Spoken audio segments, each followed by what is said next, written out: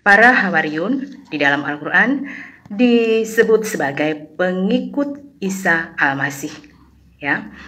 Tetapi sayang sekali Al-Quran tidak menyebutkan nama para Hawariyun itu yang dipercaya akan meneruskan ajaran Nabi Isa. Berbeda dengan Alkitab yang dengan jelas dan secara rinci menyebutkan jumlah dan nama para murid atau Rasul Yesus. Dalam kitab Matius dituliskan demikian, Yesus memanggil ke-12 muridnya dan memberi kuasa kepada mereka untuk mengusir roh-roh jahat dan untuk melenyapkan segala penyakit dan segala kelemahan. Inilah nama ke-12 Rasul itu. Pertama, Simon yang disebut Petrus dan Andreas, saudaranya, dan Yakobus anak Zebedeus dan Yohanes saudaranya, Filipus dan Bartolomeus, Thomas dan Matius pemungut cukai, Yakobus anak Alfeus dan Tadeus, Simon orang Zelot dan Yudas Iskariot yang mengkhianati dia. Dalam Matius 10, 1-4. Dalam daftar nama para murid Yesus ini tak ada nama Barnabas, yang oleh sebagian polemikus Muslim dipaksakan untuk dimasukkan sebagai salah seorang dari 12 rasul tersebut. Hal ini dilakukan demi untuk membela Injil palsu Barnabas yang mereka propagandakan sebagai Injil yang asli.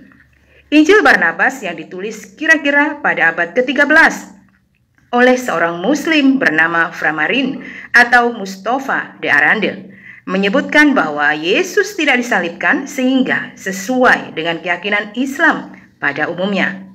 Al-Quran juga tidak mengetahui bahwa dalam Alkitab dijelaskan selain memiliki pengikut-pengikut yang terdiri dari kelompok 12 rasul tersebut, Yesus juga masih mempunyai pengikut yang terdiri dari kelompok 70 orang sebagai orang-orang yang mengikuti dan diutusnya. Dalam Lukas 10 ayat 1-3 dijelaskan demikian. Kemudian daripada itu Tuhan menunjuk 70 murid yang lain, lalu mengutus mereka berdua-dua mendahuluinya ke setiap kota dan tempat yang hendak dikunjunginya. Katanya kepada mereka, tuaian memang banyak tetapi pekerja sedikit. Karena itu mintalah kepada Tuan yang empunya tuaian supaya ia mengirimkan pekerja-pekerja untuk tuaian itu. Pergilah, sesungguhnya aku mengutus kamu seperti anak domba ke tengah-tengah serigala.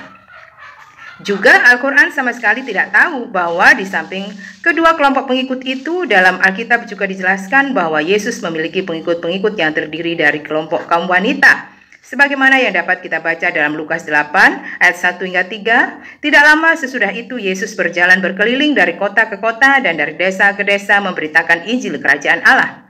Ke-12 muridnya bersama-sama dengan dia, dan juga beberapa orang perempuan yang telah disembuhkan dari roh-roh jahat atau berbagai penyakit, yaitu Maria yang disebut Magdalena, yang telah dibebaskan dari 7 roh jahat, Yohana, istri Kusa, bendahara Herodes, Susana, dan banyak perempuan lain. Perempuan-perempuan ini melayani rombongan itu dengan kekayaan mereka. Akan saya lanjutkan.